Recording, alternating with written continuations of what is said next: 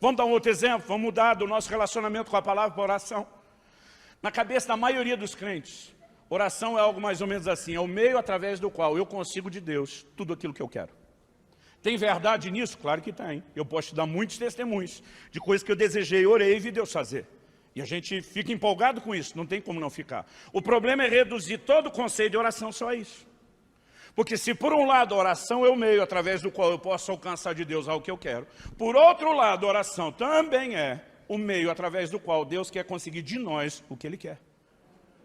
Não é o exemplo que Jesus nos dá quando no Getsêmani Ele dobra os joelhos para dizer: Pai, seja feita não a minha, mas a sua vontade. Oração deveria ser parte de um ambiente de rendição, onde nós nos curvamos à vontade de Deus, e não só Deus se curve a nossa. Então é lógico que nós não vamos parar de dizer que Deus prometeu fazer coisas que a gente lhe pedisse, mas nós não podemos, em nome disso, anular outra parte de rendição que nós não queremos. E a conversa sobre rendição, ela está se tornando mínima e quase nula na nova geração. Eu olho para isso e a minha preocupação não é apenas onde eu e você estamos agora. A pergunta a ser feita é: para onde nós estamos indo? A mentalidade de departamentalização nos afeta o tempo todo. Pela graça de Deus, eu tenho rodado bastante o Brasil e mesmo fora dele. Muitas vezes ministrando em eventos de liderança. Quando eu chego e começo a conversar com alguém que vai participar do evento, volta e meia, falando de eventos para pastores, principalmente, a pergunta mais comum que me fazem: que denominação é a sua? Eu entendo a pergunta. Aquele camarada está tentando localizar meu código básico de crença. Mas eu gosto de dar uma resposta que deixa o camarada ainda mais confuso. Eu normalmente, quando me perguntam isso, eu respondo: depende. Eles me olham e dizem: como assim depende? Eu digo: depende da doutrina que você quiser conversar, minha denominação muda. Eu digo: se você quiser conversar sobre salvação, sobre evangelismo, eu estou com o velho e antigo exército da salvação, dos primeiros grupos a voltar a dizer: saiam pelos becos e valados, vão buscar as pessoas lá onde eles estão. Mas se você quiser conversar a respeito de batismo, eu estou lá com os anabatistas e depois deles os batistas. Se você quiser conversar sobre santidade, eu estou com os wesleyanos. Se você quiser conversar sobre os dons do Espírito, eu estou com os pentecostais e os carismáticos. E a minha lista vai variar de acordo com o assunto. Por quê? Cada uma dessas denominações nasceram depois de um longo período de trevas, quando a igreja se distanciou do padrão de Deus, resgatando e restaurando verdades. E é o que nós não podemos perder, gente. Essa tônica eu comecei a ouvir no meio desses homens de Deus, desde que eu tinha 18, 19 anos de idade. Haverá uma restauração em níveis nunca imagináveis para o tempo do fim. Deus está restaurando a sua igreja. Não importa se nós já celebramos 502 anos de reforma protestante. Já houve reforma, mas tem mais coisas para reformar. Já houve restauração, mas tem mais coisas para restaurar.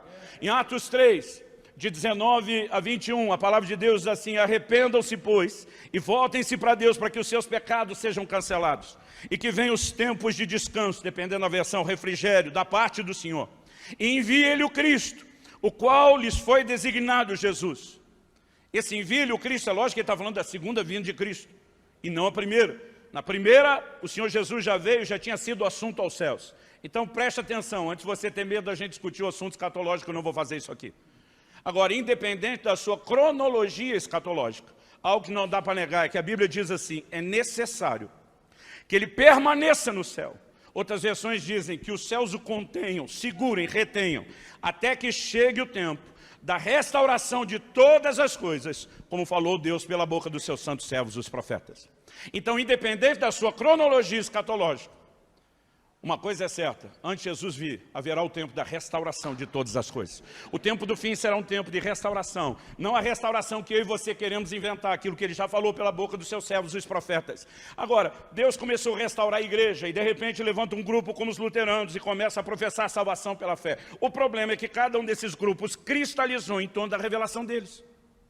E eles pararam, e aí Deus vem e levanta um outro grupo, e eles resgatam o batismo, mas eles cristalizam em torno daquilo. Aí vem um outro grupo e levanta a revelação da santidade, mas cristaliza em torno daquilo. Aí vem outro grupo e levanta a revelação dos dons espirituais, mas cristaliza só em torno daquilo. Nós estamos o tempo todo olhando partes, empolgados com partes. Nossa igreja tem um modelo específico de célula e discipulado que nós trabalhamos. Um dia eu recebi a visita de um pastor que trabalha com o mesmo modelo. Ele começou a olhar nosso templo, a igreja, o lugar todo. Ele falou para mim, achei que você estava no modelo tal. Falei, estamos. Ele falou, não vi nenhum banner. Falei, e daí? Ele falou, você está ou não está no modelo? Você acredita ou não acredita? Eu falei, acredito. Acredito na cruz, não tem uma cruz pendurada. Acredito no batismo do Espírito Santo, não tem pombo ou chama. Acredito no batismo nas águas, não tem um banner para isso. Se a gente for botar banner de tudo que acredita, o problema é que às vezes a gente quer acreditar numa coisa como se ela fosse maior do que todas as outras. E a gente começa a valorizar partes em vez de valorizar o todo. Agora, aonde isso vai nos levar? É a pergunta que eu e você temos que fazer. Quando eu olho o Senhor Jesus falando a respeito disso, há de fato um grande temor no meu coração.